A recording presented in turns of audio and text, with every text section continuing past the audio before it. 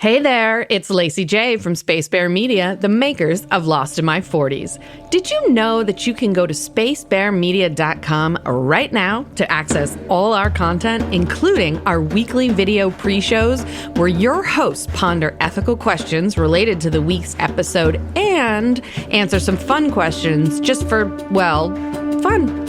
Speaking of fun, if you have it thanks to our content, please consider rating or reviewing Lost in My 40s on your favorite app, or recommend us to a friend who loves Lost.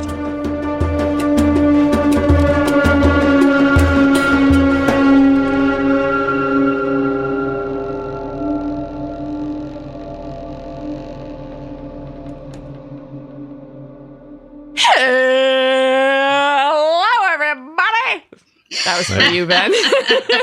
Wow. It's not even words anymore. It's just like a... Welcome back. It's Lost in My 40s, Season 2, Episode 24, Live Together, Die Alone, Part 2 with Desmond and Derek. And it's the last fucking episode of Season 2. Except for our special episode. But anywho, how's everybody today? Great. Just ducky. Yep. Ready. Ben. What?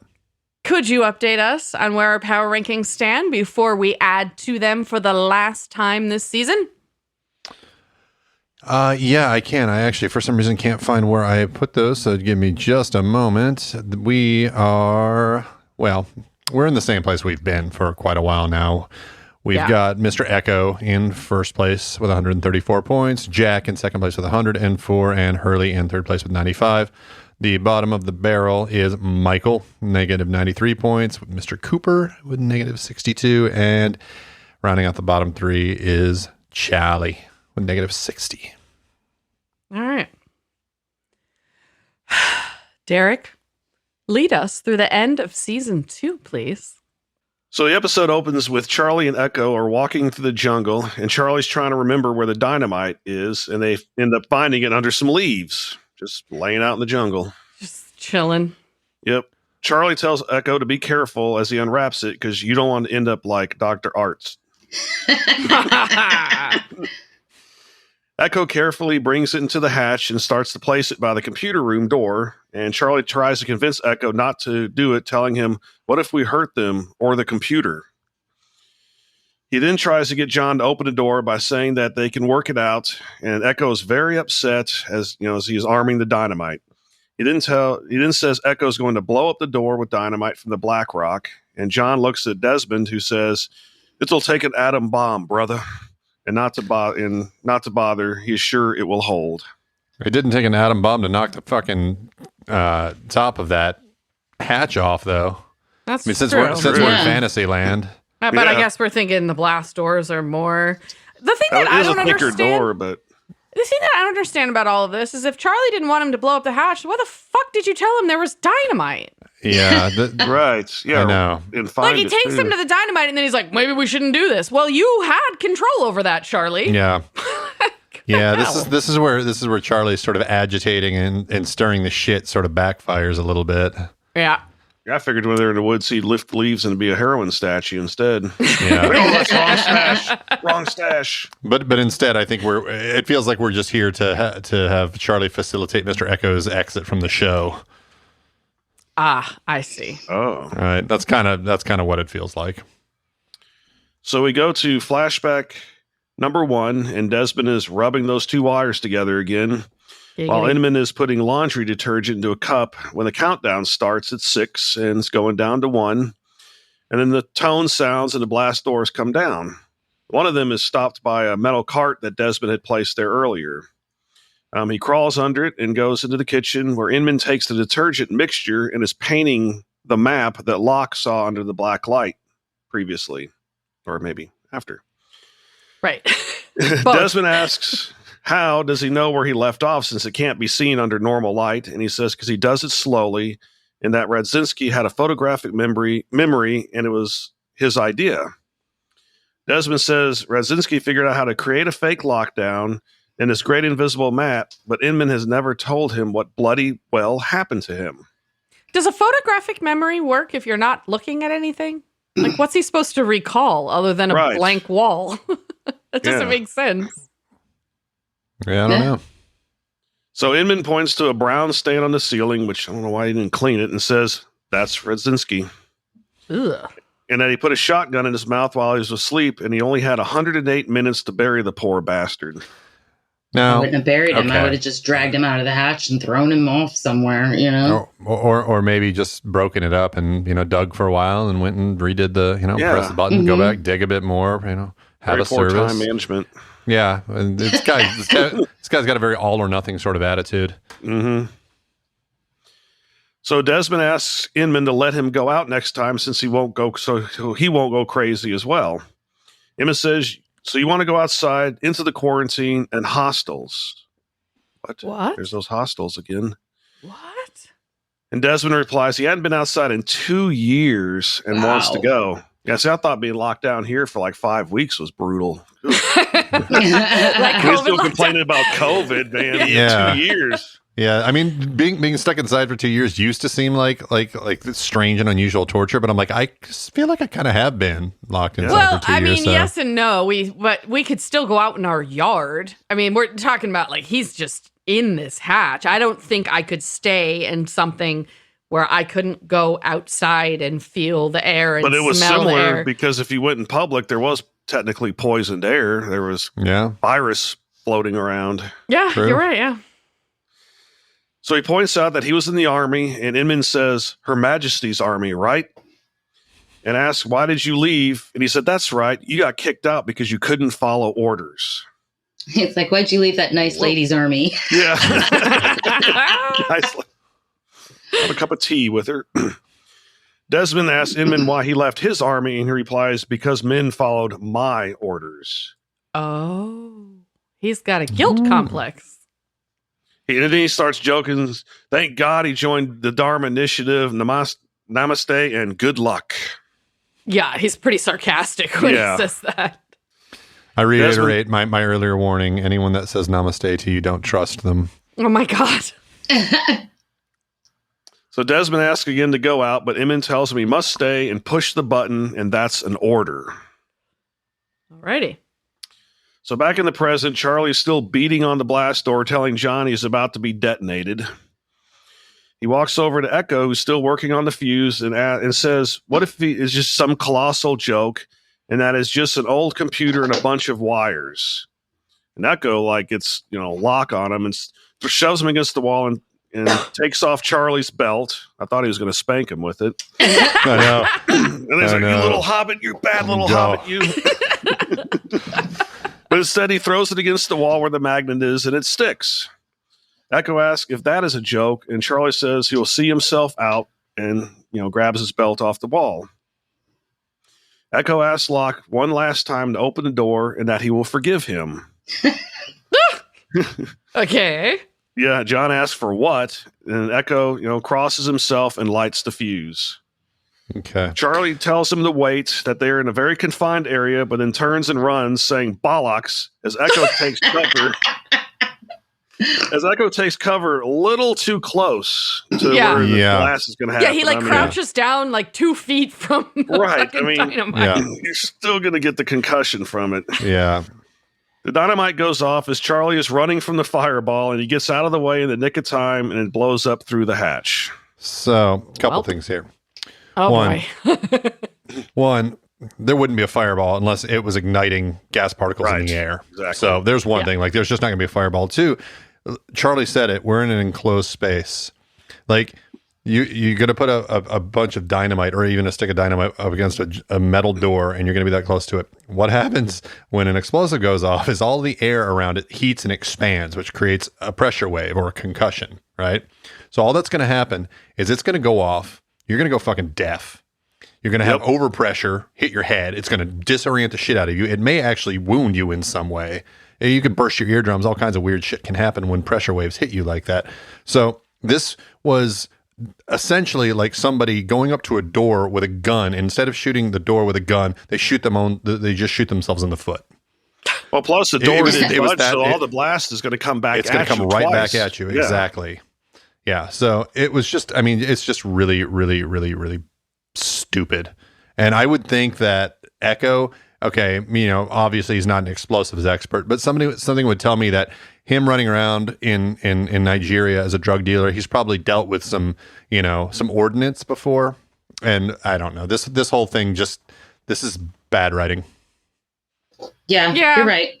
It's just bad writing. I guess we just sort of see him picking up the faith torch from Locke, right? Especially because he's been, he's this fake priest. And so we don't really know what he actually believes or if he has faith in anything, right? Until now. And so he's just so determined and singly focused on this task in a lot of the same way that happens with Locke, that he's not thinking straight, I guess.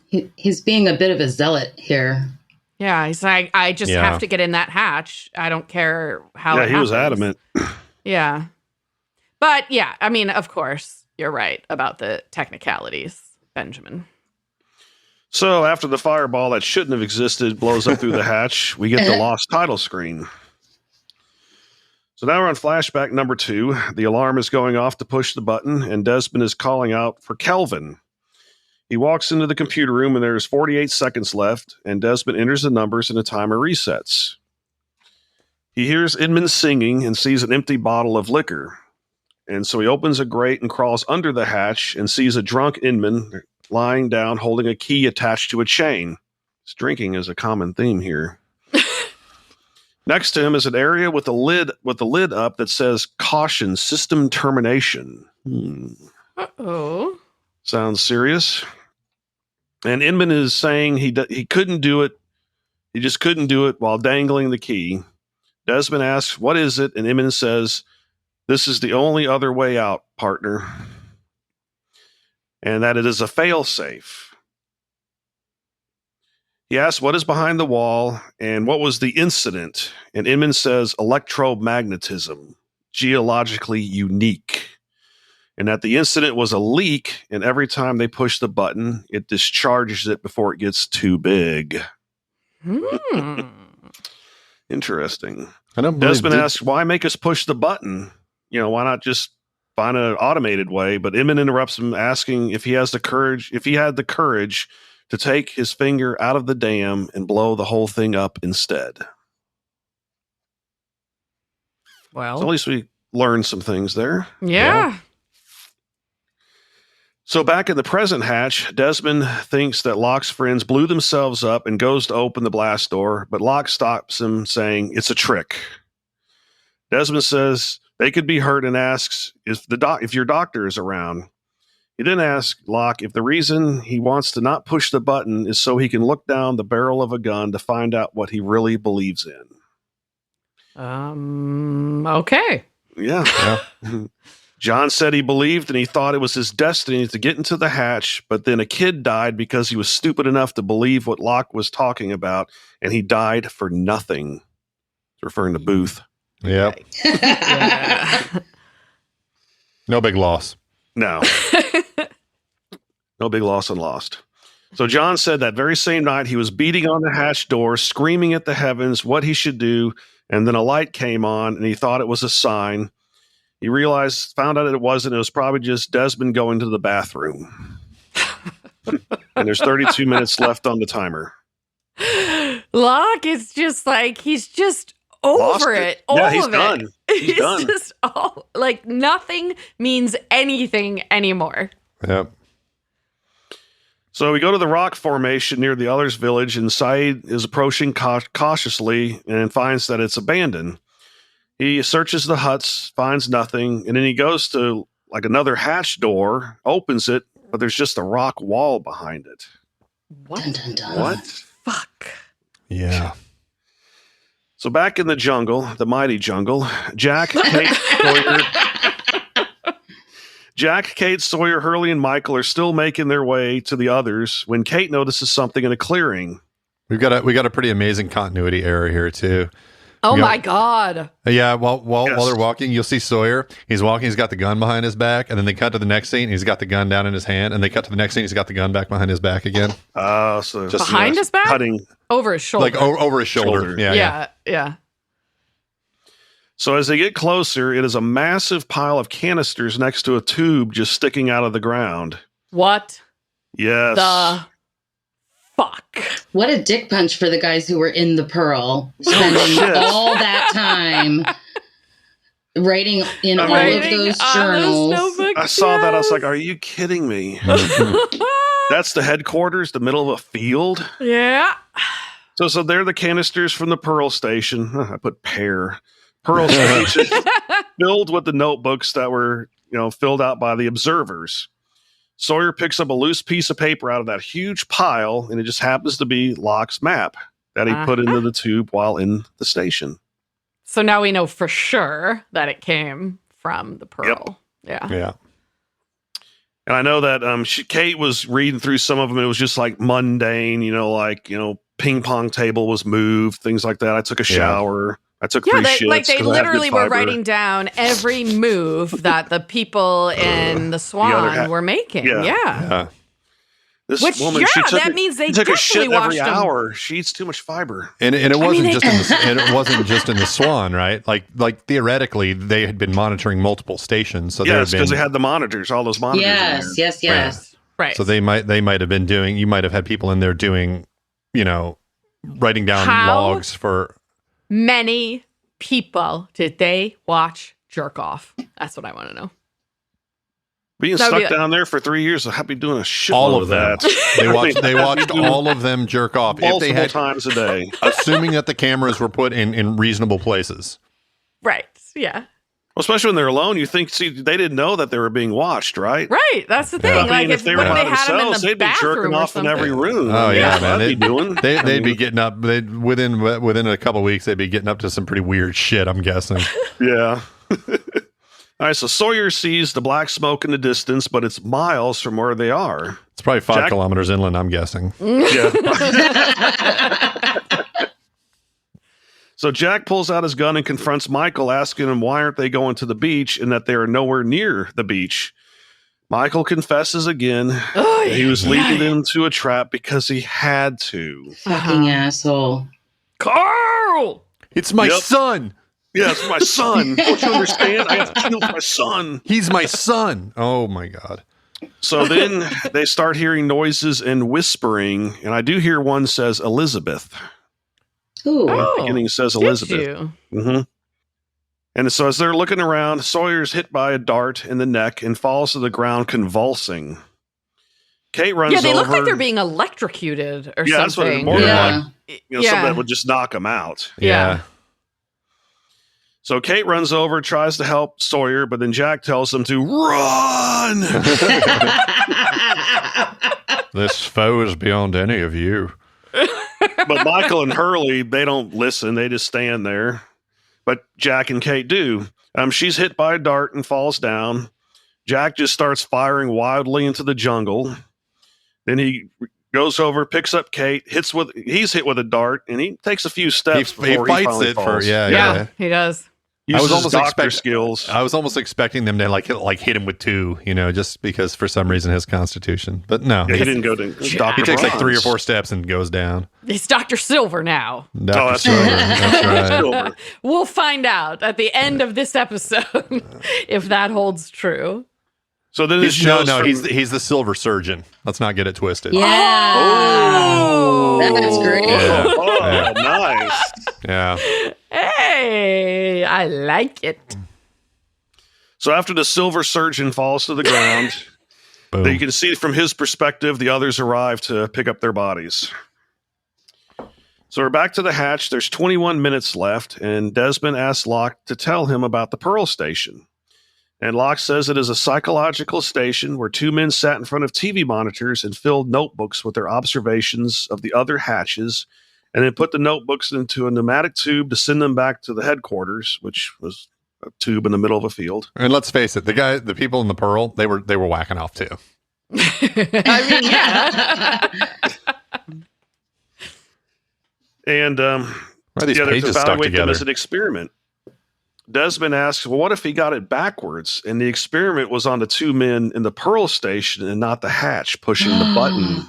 Oh. Whoa. What if? Fuck. Wow.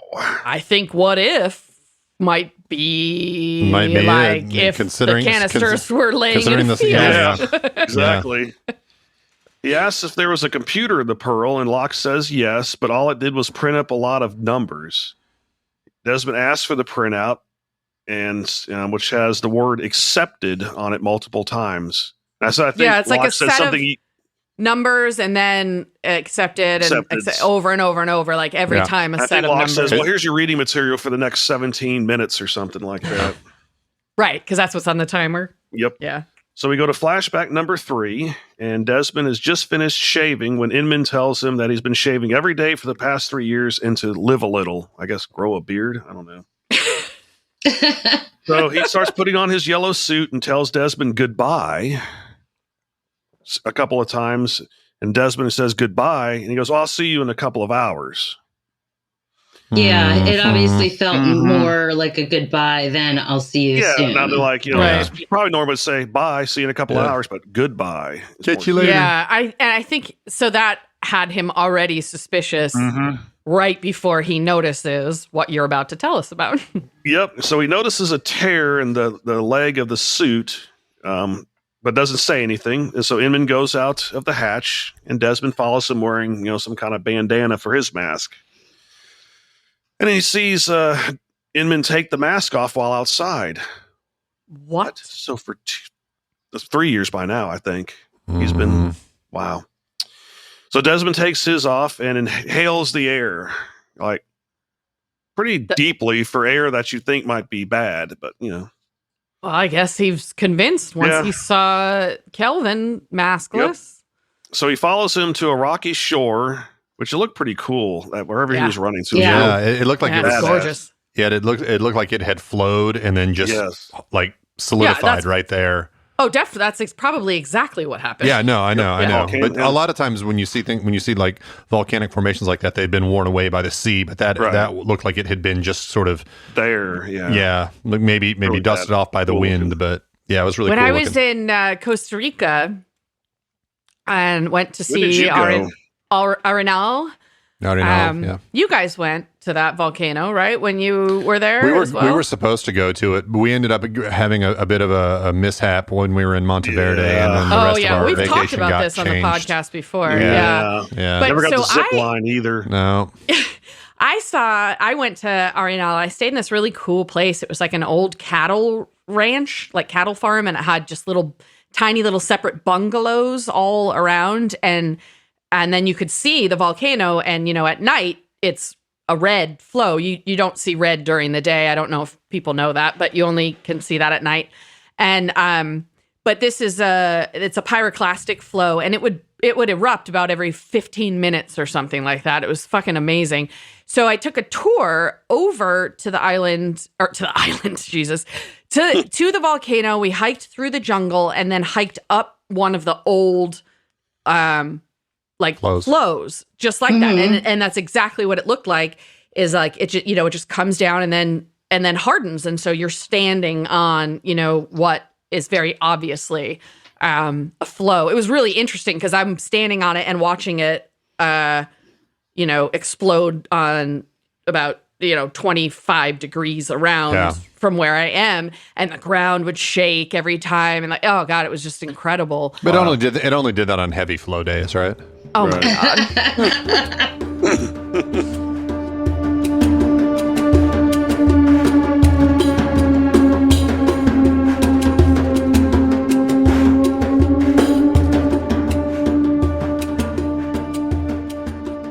So he follows him to a rocky shore and sees his boat floating in a lagoon.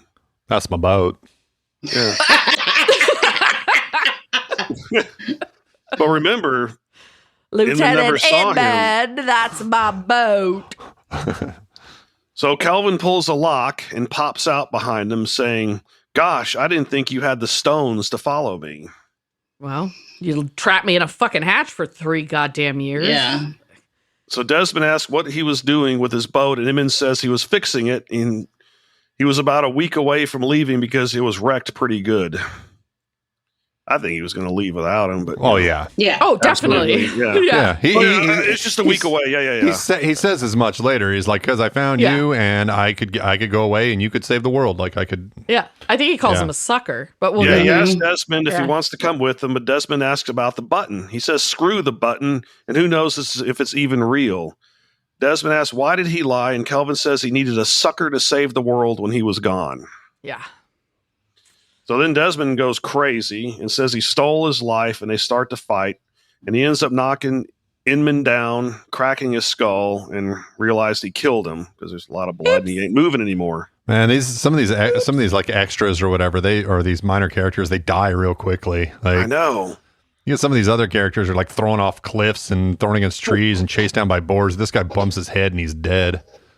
Well, hold on a second, though. That if you... It's like Bob Saget in this case. Like, if you hit somebody... No, if you hit somebody in the brain stem, in the back of the head, that the... What is it? The amygdala back there, maybe? But it controls your... It's the automatic heartbeat and breathing. And so if you smash that, you can kill someone fairly easily because their body will not know how to breathe or pump blood.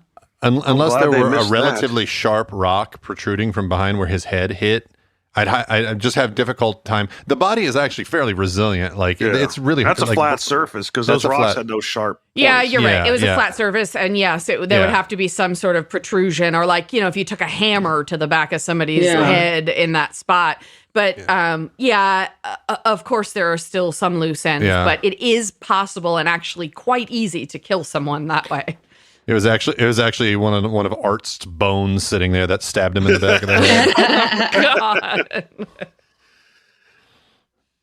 So he grabs the failsafe key and runs back to the hatch. And by the time he gets back, all hell is breaking loose. Mm-hmm. The ground is shaking. The computer is repeating system failure over and over. He gets to the computer room, and the clock is now all hieroglyphics. I mean, it's like 5 hieroglyphics. Red and black ones. Yes. And he tries to enter the numbers, but the computer screen keeps printing out system failure. And metal objects are flying towards the magnet. And eventually, he does get all the numbers in, and the timer resets, and the computer goes back to the prompt. So in the present at this point, if you're Desmond, at this point, what do you think? I think I'm going to keep pushing that fucking button. I'm going to keep pushing that button because there's something pretty serious in there. I mean, this shit was just hitting the fan, literally. But see, I would be looking at it. The first thing I would think after I was done was like, well, I wasn't actually able to enter everything within the confines of the parameters. Like, you have to enter it in, and it'll show up on the monitor, and then you have to press the button, right? In that case, he only got halfway through it, and then it was like system failure. So you don't know if it's taking your inputs anymore. I'm looking at this from like a. Well, yeah, and he hit execute a few times, and it didn't do anything. And it didn't do anything. So what I would do is I'd say, well, no matter what happened right there, I feel like it's going to come back. It's going to recycle to this place. So I would look at that thing and say, from looking at this from a computer system standpoint, I go, this is just on its own circle. The user input is actually invariable to this. I see. Yeah, I think I would be scared enough that I'd just keep pushing the button. Yeah. But having metal shit fly around and things shaking, that definitely will, something serious going on in there. Make you mess your trousers. But what you're saying, which makes me wonder why the fuck Desmond thought that this would be a good idea to join Locke in doing this. If he'd already lived through that one system failure with all that shit happening, why did he think that it would be a good idea to fucking do this? Yeah. Maybe because he thinks that there's nothing left but the island and he's ready to destroy it all. Yeah. Oh, yeah. Okay, there's that. He's ready to blow up the dam. He's like, I don't want to be trapped in this snow globe anymore. Yeah, more like a blow globe. God. So back in the present hatch, Desmond is going through the printout and asks Locke, when did you come here? And he replies 65 days ago. But when he asks what date, he says September 22nd. The camera zooms in on the printout, showing that on that same date, the system failure happened, and Desmond says, I think I crashed your plane. What? Say what? Say What? Wow, What is that was like a happening? moment right there. I was like, are you kidding me? Which it makes sense. The plane is metal. Yeah. Right. And it just sucked it toward the island. The electromagnetic is And that also strong. makes sense as to why it broke in half Yeah, in it midair. tore Yeah, apart that's midair. Yeah. Is aluminum a ferrous metal? That's a good question. Oh. Magnetic. Well, there's other probably non-aluminum parts in there. Maybe, I don't know. Yeah. I mean, I'm sure a lot of the engine, like the jet engine pieces, probably have a lot of steel and stuff in them. But I don't know if the is aluminum ferrous. Aluminum, lead, copper, zinc, brass are all non-ferrous. Okay, so electromagnetism wouldn't actually grab the frame of the plane or the skin of the plane. But they also say that it's a unique type of electromagnetism. So who knows? That's true. Oh, that's true. And aluminum probably have a lot of different alloys that they're using in planes. Yeah. For different that's sections. Probably right too. Yeah. So that was like a holy shit moment right there. Yeah. Yeah. Damn right. So we cut to the others leading a hooded Jack, Kate, Sawyer, and Hurley down a pier, and they have them kneel down. Michael is walking freely, and the hoods are removed, revealing that they're also gagged. Sawyer tries to say something, but is kneed in the gut. The bearded man tells everyone to calm down, and Kate lets them know, kind of talking through her gag, that the beard is fake, and so he removes it after Mr. Clue tells everyone his name is Tom. And he calls her B. B-E-A, something like that. Yeah, B. Yeah, he calls her B. And thanks her for, letting everyone know that his name is Tom. He looks so different with the beard off, too. I know. Completely it's drastic. different. Yeah. Much less threatening. Yeah. Oh, definitely. Yeah. His name is Tom Friendly. Yeah. He's a friendly guy. No, you dropped that bomb a few weeks ago. Sorry. Yeah. So the small boat that Walt was kidnapped in is really a piece of shit. I know. I was like, obviously these people don't. Pile of crap. Can't somebody maybe they would have Walt like working on sanding that down a little bit, washing cleaning it up, cleaning it. Yeah. Come on, kid, you got to earn your keep Swabbing the here. poop deck or something. Yeah. So the boat that Walt was kidnapped in approaches, and a man with bare feet steps out, and it is revealed to be none other than Henry Gale. Oh my God. Or the other formerly charge. known as Henry Gale. Oh, that's true. It's not, yeah. Yes, well, you're going to have to wait for season 3 to figure out Henry's real name. And he appears to be the one in charge. He looks at Michael, and then he looks at Jack and tells him, hello again. And then he looks at Tom and asks, where's your beard? And he replies, well, I think they know. He then looks back to Michael and says, let's take care of business. And then they get some really tense music like, dun dun, like kill him or what's going to happen here? Yeah, what's the business? So back in the hatch, Charlie wakes up, but is almost deaf from the explosion, as been discussed earlier. He makes his way back towards Echo, who's still knocked out and bleeding, as he should be, being that close to an explosion. Yeah, I don't even know if he'd be bleeding. Maybe internally. Well, I think through his nose. Maybe that's what the bleeding through his nose. The overpressure, ears probably broken. Yeah, eardrums. exactly. So the beeping starts, and there's 4 minutes left. Desmond tells Locke they need to push the button, but Locke says no. Desmond says again he crashed her plane, and Locke asks, how did you do that? He said when the timer became all hieroglyphics, the whole room began to shake, and the screen was full of system failure messages on the same day the plane crashed. John continues to say it isn't real, and then smashes the computer on the ground. Asshole. So you ain't going to push that button. Is that the computer or is that just the monitor? No, it was the monitor. Yeah. Okay. I think, was it built in? Was it a one unit like those old Apples? I don't remember. Yeah, that's what I was wondering. Yes. I feel like there were 2 units because before when Saeed was fixing the computer in season 1, he had taken the top off of it. So I think that was just a monitor. So technically, you could, as long as you were careful and you knew you were always pressing, you could still put the numbers in. Yeah. But this is very dramatic, and so yeah, pretty much it's the point of no return. That button is not going to be pushed. Yes. So 3 minutes are left, and Desmond says, "You killed us all." But Locke says, no, I saved us all.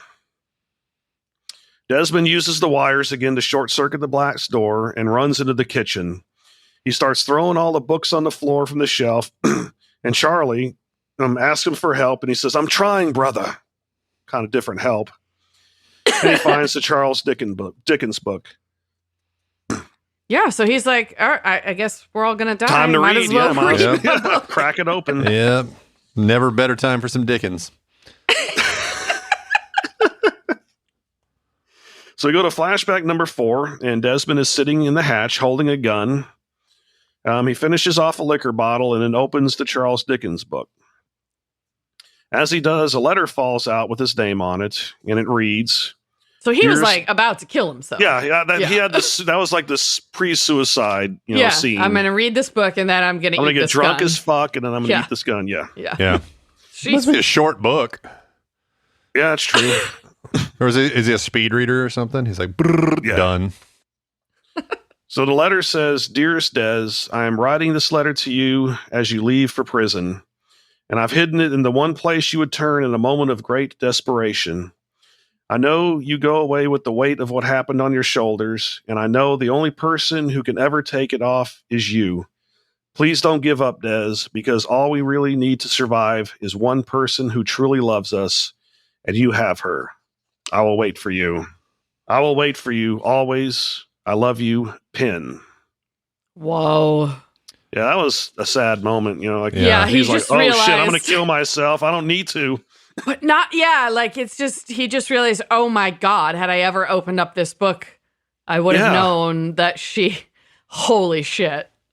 So after he reads it, he begins to cry and throws the liquor bottle at the wall, screaming, it's all gone, and cries some more. Well, now all the liquor is gone because he fucking threw it up against a wall. So then he starts tearing up the hatch, ripping the books off the shelves, rips the records out. Yeah, he just sits goes down on the floor, shit. despondent, when he hears a banging noise. What? And it turns out that noise is Locke banging on the hatch, asking why, screaming at the heavens. And then Desmond turns on some bright light that Locke interpreted as a sign, and then he laughs. Holy fuck. Mm-hmm. Around that same time, it could have been William Hung performing She Bangs. She bangs, she bangs. They were each other's sign, you guys. Yes. Yeah. Like, how wild is that? Yeah. Oh, shit. So in the present hatch, the alarm is still sounding when Desmond finds the key, and there's 30 seconds left on the timer. Locke is just standing there watching it when Desmond comes in and opens the grate to go under the hatch. He tells John that 3 days before you came down here before we met, I heard a banging on the hatch door shouting. But it was you, John, wasn't it? You said there wasn't any purpose. There's no such thing as fate. But you saved my life, brother, so that I could save yours. Holy shit. What? Yeah. What is happening right now? But John still insists that none of it is real and they're going to be okay as the timer goes down to 3 seconds. Desmond tells him to get as far away as he can, and then he says, I'm going to blow the dam, and I'm sorry for whatever happened that made you stop believing, but it's all real. Now I've got to go and make it all go away. I'll see you in another life, brother. Journey would be very disappointed in Locke right now. Yeah. Who's disappointed in Locke? Journey. Oh, stop believing. I mean, he really did just go all out not believing. Yeah. I mean, just one extreme to the other. He saw that orientation video in the Pearl, and he was just like, it just broke him. That's it. Oh my God, what have I been doing? Everything is a lie. If you think about it, his reaction in that way, it sort of follows that he could make that flip and believe so easily the opposite of what he had believed before, because he went through that stuff with his father, right? And he thought he had a father, but he was conned the entire time. And so he has before had his whole world shattered and was forced to accept another reality. So in this case, he was a little more primed for that, I guess, if that makes sense. Another thing I would like to call out here is Desmond. If you look at what Desmond actually means, it's different in different languages. But if you take the Gaelic meaning of it, or the Celtic or Irish meaning, Desmond means the world. Really? Scottish, though. Yeah. Oh. Yeah, well, Celtic. Scottish. Right, but Celtic, close enough. The Celtic Gaelic is close enough. But the English meaning is gracious protector or gracious defender. Huh. So We're going to have to ask... We're going to have to ask Ado and Dave if Celtic is close enough. I bet they have some feelings about I'm sure they do. Yeah. Yeah. So the timer goes to all hieroglyphics, and the speakers start to repeat system failure. It's happening. The ground begins to shake, and Echo finally wakes up just as metal objects begin to fly towards the magnet, including pots, forks, knives, and darts. A whirring sound. The knives go like right past his face. Yeah, it's terrifying. And then there's a whirring sound that gets louder and louder as Desmond makes his way to the failsafe. Larger metal objects make their way to the magnet as Charlie is helping Echo walk, and as they dodge the objects. Echo finally pushes Charlie away and goes to the computer room, and Charlie ends up having to dodge the old front loader washer and dryer. So if Desmond still has this feeling and it was getting pulled on by the magnet, why isn't it not ripping it out of his face right now? Like, this thing is going in overdrive, and it was somehow well, you notice, like, the when he feelings don't seem opens to be the bothering him. failsafe, it rips off that lid, but why didn't it rip it off before he opened it? Yeah. I also love how when he does it, how gingerly he opens it. He's like, he gets up to it, and he's like really, really gentle the way he opens it. This would be a bad time to have body jewelry, for sure. Yeah, it would be. Yeah. Like, what if you had your Prince Albert? Well, it just shows you that if you're going to get something like, that's non-ferrous. or plastic. Just in case of magnet activity. Yeah. So Echo makes it to the computer room and sees John just standing there as the timer like collapses into itself. And John just looks at Echo and says, "I was wrong."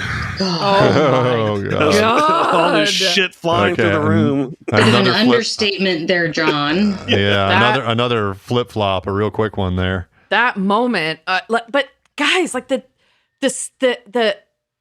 his face, okay? Yes, Locke's this face. actor, he is amazing because with one expression of his face, I saw regret and sadness and fear, and I mean just this whole ball of emotions that he is in. I saw all of it on his face. And exhilaration. Right, because then he realized, oh God, it's real. Like, yeah, what's I happening? believed before, and stop believing. Yeah, she's probably got a little wood going on there. Mm-hmm. But I also love the tone of his voice when he says, "I was wrong." It's pathetic. Yeah. It's defeated. Oh yeah, he's utterly defeated now. Yeah. So below, Desmond makes a sign of the cross, and you hear Penelope's voice say, "All we really need to survive is one person who truly loves us, and you have her. I'll wait for you always. I love you." Desmond says, "I love you, Penny," and turns the key. Holy And the screen shit. fades to white. It does fade to white. Oh my God. And you're like, I was like, holy crap, yes. I was like, finally. I got a little chub there, yeah. Yeah.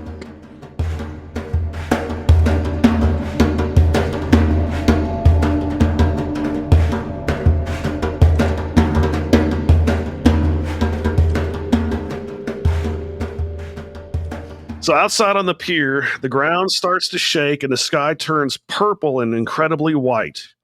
A piercing sound can be heard and everyone covers their ears. Saeed, Jin, and Sun are covering their ears on the boat as well as the original survivors on the beach. And this goes on for quite a while. I always thought it'd be great during this part if all of the extras' heads just exploded. We just thinned out all of them. It's like no more Scott, no more Steve. It was like in that that Mars Attacks when they play the music at the end and all the aliens' heads explode. Yeah, exactly. So the light and sound slowly fade, and you can see an object hurtling towards the ground at the beach. And Claire's just looking up at it, but Bernard, smartly moves her out of the way just before it hits the ground and is revealed to be the quarantine hatch. What the fuck? Yeah, there's a lot of that this So what episode. happened there? Yeah, what did happen? Hey, guess what? We're going to talk a little bit about that in our special episode, Theories and Questions, which you can listen to next because it's out. Yeah. Woo! Right. What a treat. So the originals and extras are picking up the food that fell from the shelf when everything was shaking. Charlie walks out of the jungle. So I guess he ran. That's right. Did he? No. Yeah, what happened there? Yeah, what happened there? Yeah. Last thing I saw, he was dodging a washer and dryer. Yeah. So he walks out of the jungle looking like he was just in an explosion. And Bernard asks if he's okay, and Charlie says he can't hear. Bernard then asks where is Locke and Mr. Echo, and Charlie is surprised they're not back at the beach yet. He looks at Claire, and they smile at each other. It's a sweet moment. Yes, Like, she's coming okay. around. This It looks like we're putting things. What are you? We're putting things back together. Yes. So back on the pier, Henry tells Michael that he's not happy about the arrangement that his people made with him, but he will honor it. He adds, we got more than we bargained for when Walt joined us, so I suppose this is what's best. Wait, what? What does that mean? Yeah, what? What? Yeah. Yes, Walt joined us. Walt! Since Michael let Henry go, he would let Michael go. He tells him that Walt is in the boat, and they are to leave the island following a compass bearing of 325. You know, And this they'll is find interesting. rescue. He actually says Walt is in the boat. Yes. I always have one of these moments of like 7 right here where he goes to the boat and there's just a box there. What's in the box? Oh my God. No, he doesn't. What's in the box? He doesn't actually say that at this. He doesn't tell him that he's in the boat until the very end of the conversation, I think. But anyways, this is interesting because Henry, like, you're seeing some sort of like ethics and honor here where he's like, I don't like this agreement, but the people that were standing in for me while I was gone made this agreement with you, and so I will honor it. Like, it's interesting because up until now, you know, it seemed like he's pretty ruthless and conniving, and now we see the side of him where he's being honorable to a degree. What is a compass bearing 325? Oh, what is there? So Michael wonders how Henry knows he won't tell people about the island. Henry says it doesn't matter because once they leave the island, they'll never be able to get back. Interesting. Plus, he's pretty sure Michael will stay quiet because if he talks, people will find out what he did to get Walt back. Good point. Yep. He does have a point. Michael says he promised it's not like that's, I mean, if you think about it, like what? He could make up any story he wants if no one else gets off the island. True. Yeah. It's not like there's anyone else extant to actually, like, you know, corroborate. Well, I guess he thinks maybe he sends the authorities back to the island. Right, then. right. What Henry is saying is that if you were to talk and lead people to this island, then we will tell them what you did. Sure. Is I think what he means. So Michael says he was promised that his friends wouldn't be hurt, and Henry replies, a deal's a deal. Michael asks, who are you people? And Henry replies that they are the good guys. Oh. What? He's like, we're the good guys, Michael. Yeah. Bon voyage. He says it so matter-of-factly. Yeah. Yes. Yeah. It's convincing and makes you think, like, wait. Wait a second. Maybe we haven't gotten the whole story. Wait a minute here. Yeah. So he tells Michael bon voyage, and Michael runs to the boat, and of course you get to hear Walt. Walt. And he's like hiding under something. He doesn't like come out until Michael's like actually on the boat. Yeah. Yeah. And they embrace. It's weird. It's kind a of weird hug. Embrace. Like Michael is sort of like hunched over him, and Walt looks like crushed. I don't know. Well, didn't Michael want to stay on the island though? Walt wanted to stay on the island. Sorry, Walt. You mean when he burnt down the first raft? Yeah. But now that he's been kidnapped by the others, I think he's like, let's get the fuck out of here. Yeah. Yeah. Michael says that they're going home, and he starts up the boat. Then Henry motions to Miss Clue, who removes Hurley's gag. She tells him to go back to camp and that his job is to tell the rest of his people that they can never come to the other side of the island. It's like the second time they've been told that. Yeah. Yeah. Hurley asks, but what about my friends? Henry says, your friends are coming home with us. Oh my God. Jack nods at Hurley to tell him to basically say, get out of here. And as Michael and Walt sail at the end of the pier, Jack gives Michael a look of death. Oh, my God. Like, this ain't over, motherfucker. This is on. That was if looks could kill situation. Yes. I'm not going to say that boat doesn't look totally trustworthy for long Go distance voyage either. to 325 in the middle of the ocean on that. Yeah, No. you're not riding that thing to Los Angeles. No. No. So the others bring the survivors to their feet, and Jack and Kate look at each other for a long time, and Kate is looking really terrified. Did you notice that when the others picked up Jack, Kate, and Sawyer, it was Alex who picked up Kate, and Alex put her hands on Kate's boobs and then immediately went like that. I did not. It's for like a second. Alex puts her arms under Kate's and goes like this. It's, for those of you who are not able to see what I'm doing, she grabbed Kate's boobs and then moved her hands up to her shoulders very quickly. So that's funny. Yeah. I wonder why they decided to use that take. She's a teenager. She's curious about bodies. She's curious. And Kate is hot. And, she sees Kate and it's like, cha-ching. Yep. Oh, I have an opportunity to grab some boob. So then they also cut the Sawyer a little bit, but then they put the hoods back over their heads. So now it's the evening of day 67, and Charlie and Claire are sitting by a fire. And Claire wants to know what happened. And Charlie asks if she wants to hear about the flaming fireball or the flying fork. She asks him to be serious, and he says, well, nothing happened. She says it must have because they heard the noise in the violet sky. Charlie tries to make a joint. It's like, you mind if I do a J? Yeah. I'm done with the heroin. I'm doing the Charlie tries to make a joke, so she turns her head away, exasperated. Charlie smiles. She notices a large wound on his arm and starts tending to it. And ow! He goes, ow. Says Charlie just before she kisses him. Oh. Yes. It was a sweet little kiss. It was. They're back together again. Yep.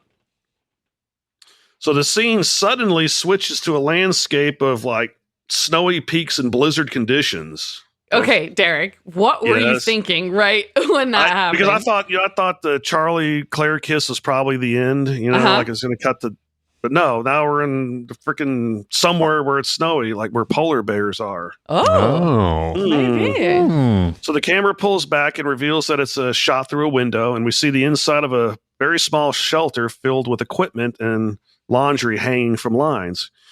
One man is getting coffee while the other waits at a chessboard. They're speaking Portuguese and talking shit about the chess game. Then one of them looks up from the game and sees electromagnetic anomaly detected on a computer screen. What is going on? He looks upset and says, we missed it again.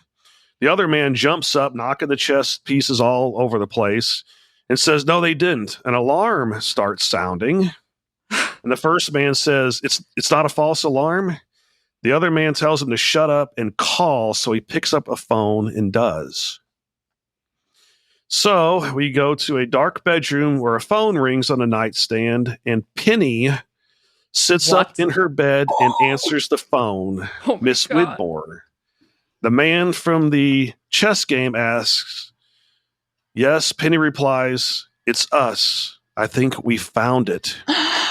What? Oh my God. End of episode, end of season 2. What the hell? Penny, wow. End Penny, of my life. thoughts. My heart just stopped, and we're just talking about that it. Was just my man. God.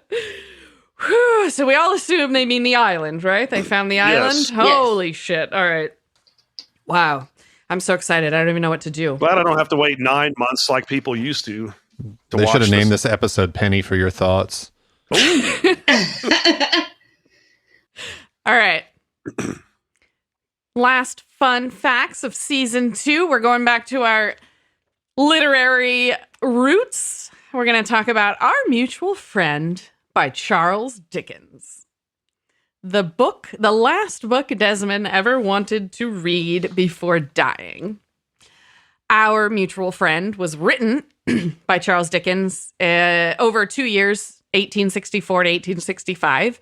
It's his last novel ever.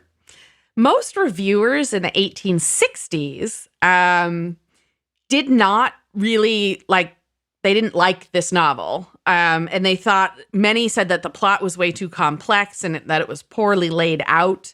An official review in the Times of London said that the book fails to capture attention in the first few chapters. So not very well received.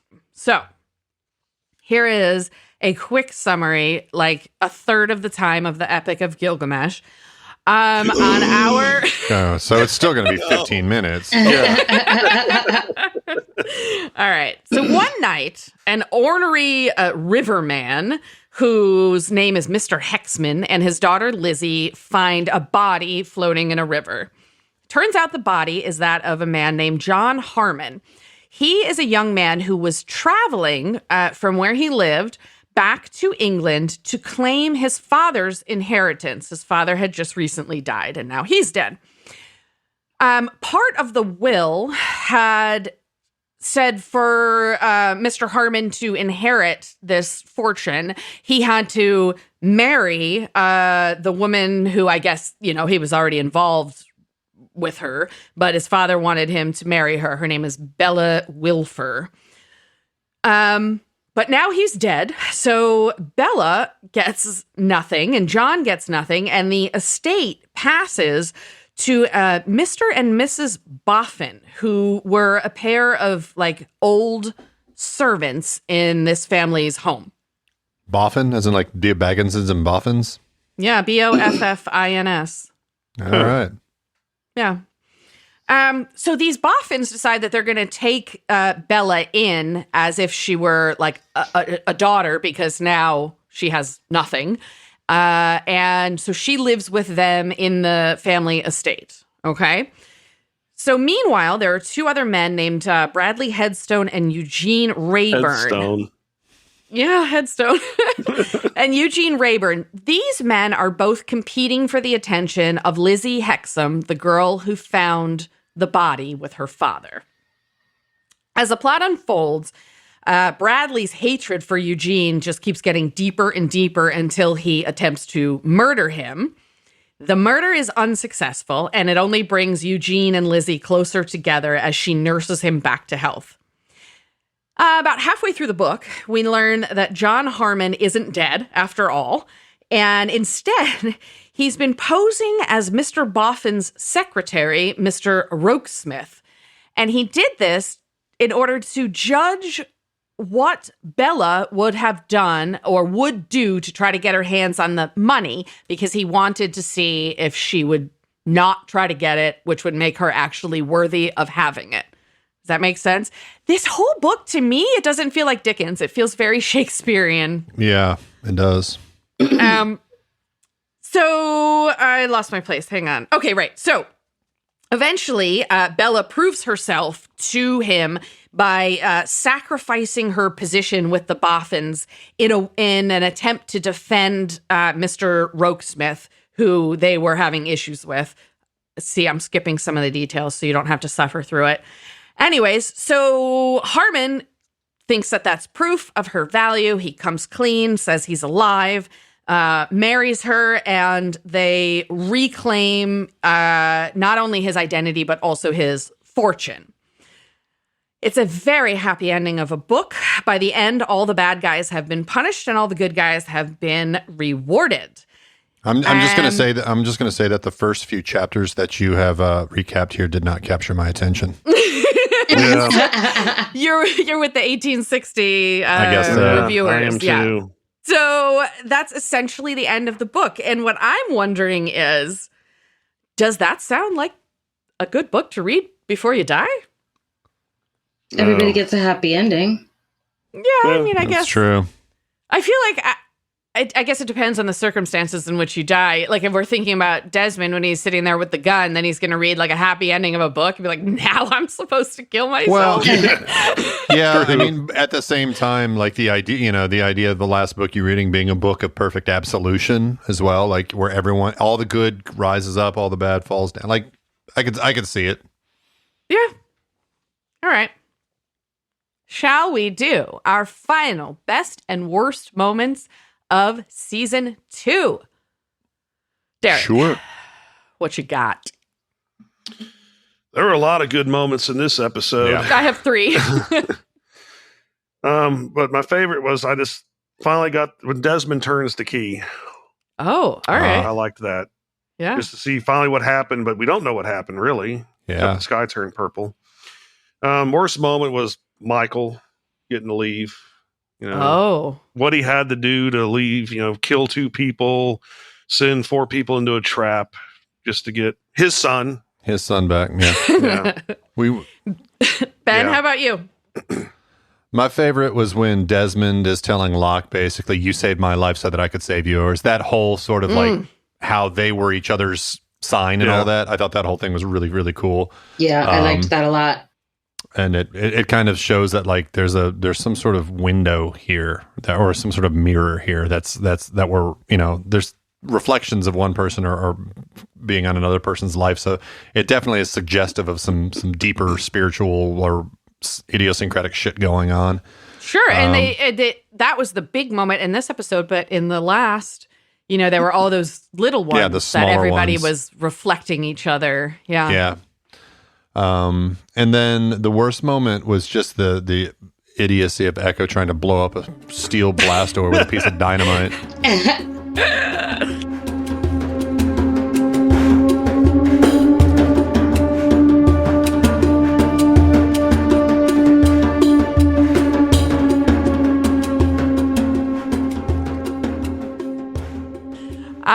I had 3 best moments. The first is when they find the canisters, because I'm just like fucking blown away. What the fuck? What was the point?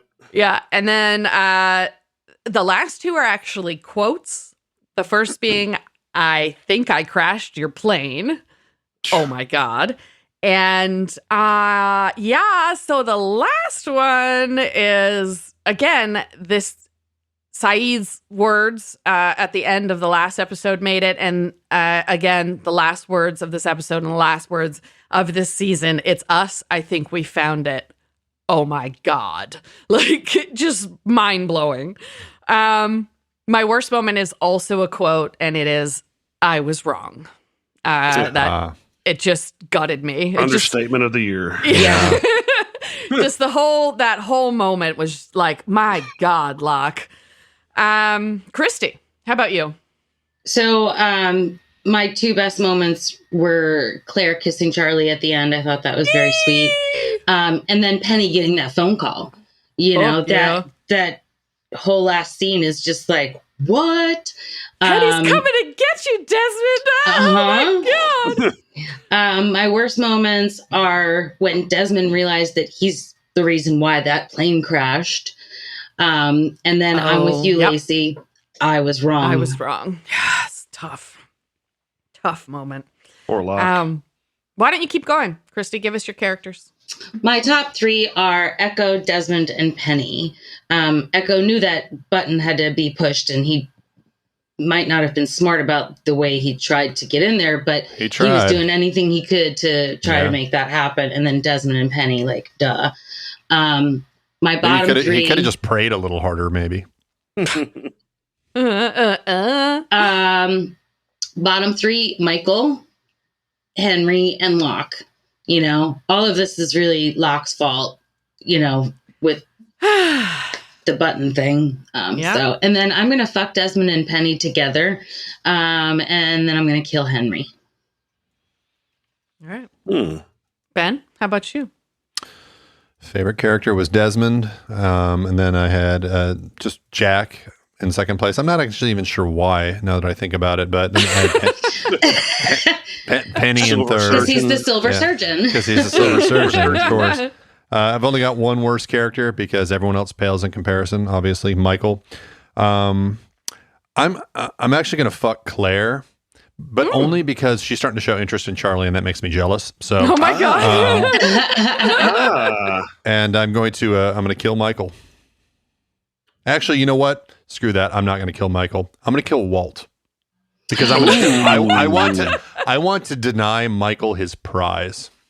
True. Wow, you're gonna change that now? All of the scores that we have already calculated. I think I just had it written down wrong. I calculated it correctly. Okay. Yeah, I saw it in the spreadsheet. I'm like, wow. Yeah. Walt. I see. So it's nothing against Walt. You're just trying to fuck with Michael. Yeah. Exactly. Michael should not be able to, for doing what he did, sacrificing what he did, lying and all that type of shit. He should get nothing. All right. So, yeah, every one of my choices, both my fuck and my kill, were both basically jealousy and spite things. So it shows kind of what kind of person you're dealing with here. All right. So my top character is Mr. Henry Gale. I know I talked about this a couple weeks ago that I had sort of come around to Ben's point of view that, I mean, even though he's awesome. The antagonist, he's still one of the better characters. But even with that revelation aside, this episode, it just blows me away. I know he's not in it a ton, but he's the guy. It's him. He's the guy. He's the leader of the others. And they had him the whole time. And he managed to play his way out of it and fuck with Locke and just everything, the whole culmination of the season for me. It was just like, oh my God. And I he's had like, to we're put the him good at the top. guys, you know? Yeah. I had to put him on the top. I can't wait to see more. Luckily, I won't have to wait very long in season 3. But number 2, I had Desmond, and number 3, I had Penny. I'm loving their love story. They're like the second Sun and Jin. I want them to find each other again. And yeah, she found the fucking island. So damn. Bottom. I have no middle. I have Michael at the top, and I have Locke in third. I couldn't come up with another bottom, but I thought that the degree between Michael and Locke was...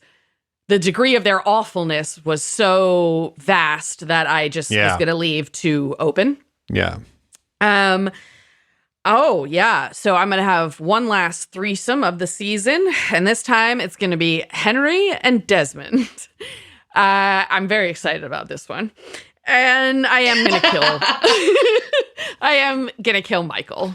I'm having a real problem imagining Henry Gale's O face. It just seems god awful. I'll let you know. Derek, what were your rankings? My best was Desmond, and in my second best was Henry Gale. I've come around on him because he did show some honor in the end. Yeah, and he is the man in charge. Honor among thieves. Yeah.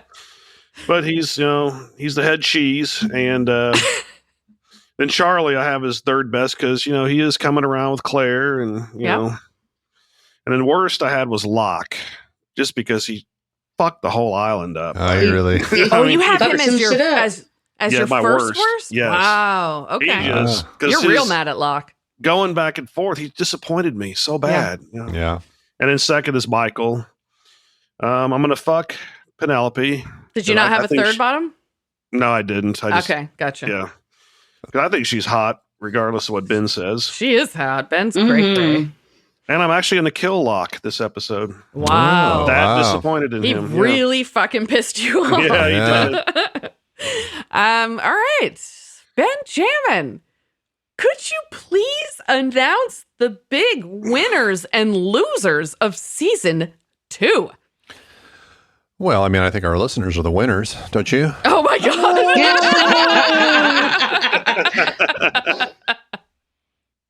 I guess that's a bit presumptuous. Oh my God. Yeah, we Mr. Echo ended up on top with 139 points. We thought nobody could reach him, and we were correct. We were right. He amassed a lead very early, and then just sort of plateaued, and nobody ever caught him. Was he the only character ever in first this season? He never gave up the lead after episode 6. He first appeared on the board in episode 5, and he was in third place. It looks like behind like Kate and Hurley. But then by the next episode, he was at 36 points, and then he was up basically 20 points, blah blah, all the way up to he was up to 114 points by episode 12, and then he just sort of stayed there until these more recent episodes. Wow. So did we end up with the Silver Surgeon? We ended up with the Silver Surgeon. Yes, second place. And the Mayor of Islandtown? Mayor of Islandtown getting the bronze. That's yes, right. I love that Hurley's on the winners board. Who was fourth? I actually didn't even check who was fourth. Let's see. Almost made it. I think Kate. The first loser? Yeah, I think Kate was fourth. Yeah, that makes sense. Yeah. All right. Mostly just because she was basically just getting fucked constantly. Pretty much. Wore her out. Oh my God. I don't think she ever wears out, at least not in my imagination. Yeah. Durable little thing. Yeah. Who are our big losers of season 2? I mean, I don't think I even need to say who our biggest loser is. We all know him. We all hate him. Michael. Oh, yeah. Michael with negative 117 points. Wow. Walt! Well, yeah. Walt! Yeah, he actually beat out Shannon from last year, who ended up with 113. So he set a new low. And she didn't And murder we hated people. her the whole time. He just fell off a cliff. Wow. Yeah, he really did. And then behind him, we have Mr. Cooper, who was only in a couple episodes, but I guess, stealing organs and being all around despicable will do that. He is the Ethan of season 2. Somebody that shows up in a minimal. I think Ethan was 3 episodes. Mr. Cooper was 2, but they both managed to be. I think even Ethan was number 2 worst in season 1 as well. You're probably so they ended up in right. the same spot. Yeah, that's interesting. Yeah. And then in the third slot, we still have Charlie. Oh, Charlie. I mean, he had a bad season. He had a bad season. He deserved Baby it. napping will do that, yeah. Baby napping. This season. He assaulted son, and when he wasn't being actively violent or like baby napping, he was just being a fucking prick to everybody. Pain in the ass, yeah. Stirring shit. Stirring shit up, yeah. As we see, he is on the upswing at the end of this episode, and it does happily continue through season 3. So I'm glad to have Charlie back. But yeah, he definitely deserved that ranking this year. Yeah. All right, we are going to talk some more about these rankings, some fun special things, and the next episode, the special episode, which you can listen to in just a few minutes. But first, we are going to get our final impressions of the final episode of the season. How about Christy? My God, what a way to end the fucking season. So much happens. Like we find out why the plane crashed. Penny is looking for Desmond and might have found him. It's just, oh my God, so much. Walt, and Michael are off in their little tugboat. Who knows what the others are going to be doing to Jack and Kate and Sawyer. There's just, oh my God, so much. And, in real life, we didn't, have just all of these seasons to just binge through. So we had to wait like 6 months Forever. or something to fucking figure out what happened next. So yeah, a lot. So exciting. Ben, how did you feel about the episode? I thought it was great writing. They tied a lot of, again, they introduced these sort of mirrored concepts where you see one character kind of cast into another character's situation with slight changes. The whole thing, the sort of revelation that he might have brought the plane down, or that Desmond might have brought the plane down through his sort of incident with Inman. Mind-boggling. Yeah, it does. Boggling. I know, get your honey. thoughts all trapped like they're in a bottle. Oh, Have you never seen that Blades movie? of Glory. Yeah. That's fucking brilliant. oh, I think I saw it Blades once. of Glory? Yes. Blades of Glory. It's so fucking good. it's so funny. got, Will Ferrell and whatever the I think he kid's probably name streaks is. in that one. John too, Heater. yeah. John Heater. I was going to say Napoleon Dynamite, but Same thing. Freaking idiot. anyway, it's mind-boggling. Yeah. And then I really liked the, of course, at the end where we've got these, a bunch of Portuguese in the Arctic or something like that. And one thing we didn't mention there was, they had talked about, Desmond had mentioned this whole place being like a snow globe, but then you go to a place that, you see that scene where they're looking through the window and it's mountains and it's snowing and you get there's a snow globe, but the snow globe is actually looking in on this place that may be a snow globe. And another one of those sort of weird circular sort of, things that they like to do in the show. So, well, and they said, did we miss it again? Meaning, they missed it when the plane went down. When the plane, right? That's what they're saying is they missed it 65 days ago or whatever. Yeah, and because they only show you, they only show their cards a corner at a time in this show. Who knows? This could be happening more often. Like it's just a part of people, breaking down psychologically is that this system of pushing this fucking button breaks down. So this could be a regular occurrence. Yes, but probably if we're looking at the way this timeline is, like Penny wouldn't have started looking until Desmond was there. And so it's probably those two times as far as we know. Yeah. But yeah, sorry, Ben, did you have more to say about the episode? No, I mean, I just thought it's a great, brilliant ending to the season. And it sets up a lot of questions for season 3. Yeah, it does. My final impressions, all I wrote down was, holy fuck, best damn episode so far. So many new questions. Henry is the leader? Penny found the island? Oh my God. And I do recall that being my first reaction. My first time around on this. How do you write down, oh my God? Like, what sort of punctuation do you use to get that across? Giant capital OMG. Okay. Got it. Just so that next time I need to get that across and know how to do it. Or you could write, oh my God, all in caps, but then God would be like GAAAAWD.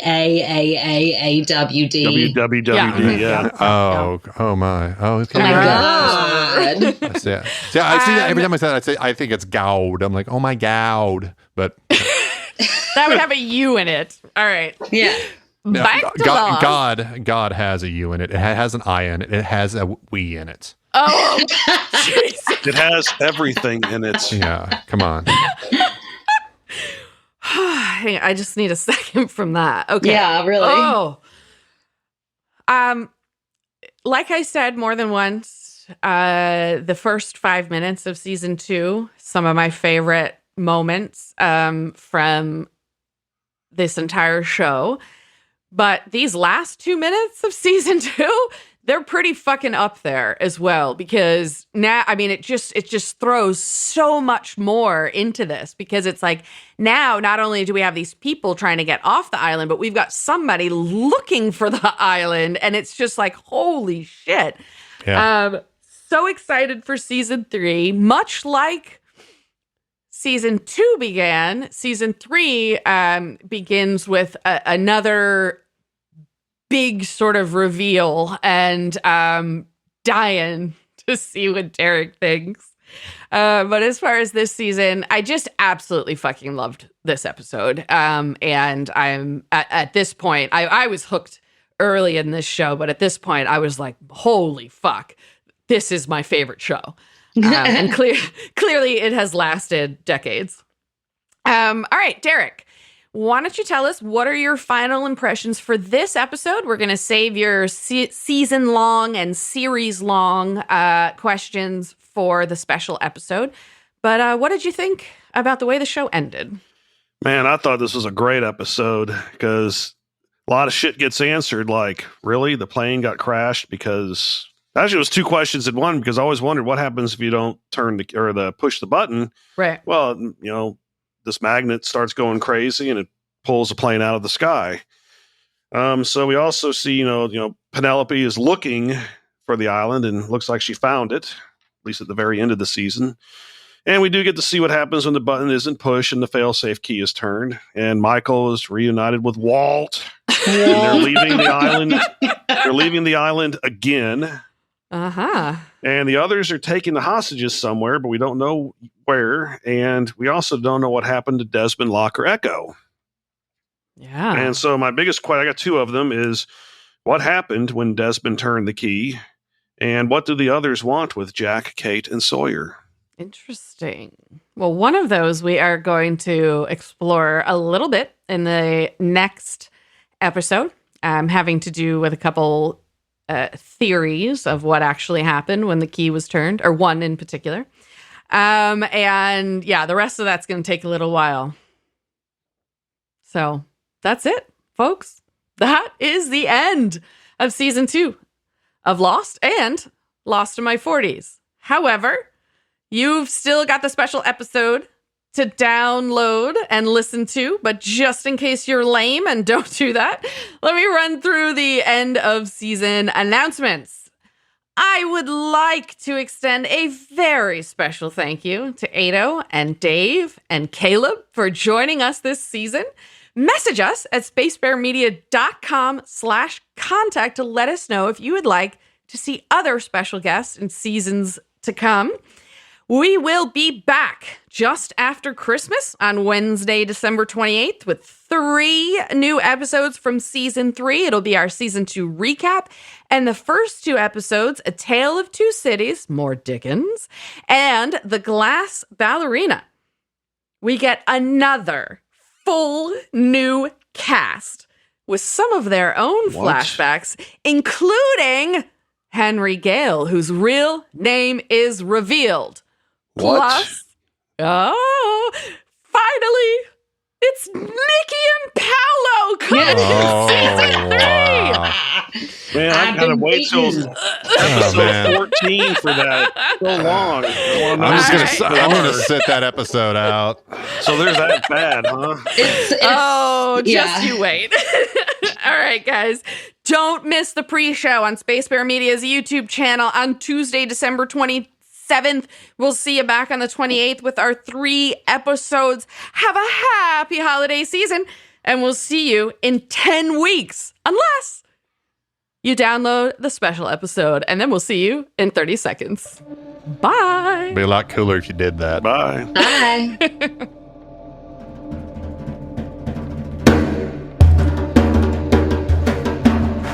Lost in My 40s is a Space Bear Media production. Executive produced and edited by me, Lacy J. Sound engineering, editing, and original music by Benjamin Trimp. Like and follow Lost in My 40s on Facebook to interact with your hosts. Plus, follow Space Bear Media on YouTube to watch our episode pre-shows. You can also find us at SpaceBear_media on Instagram and Twitter. Or come to our website, spacebearmedia.com.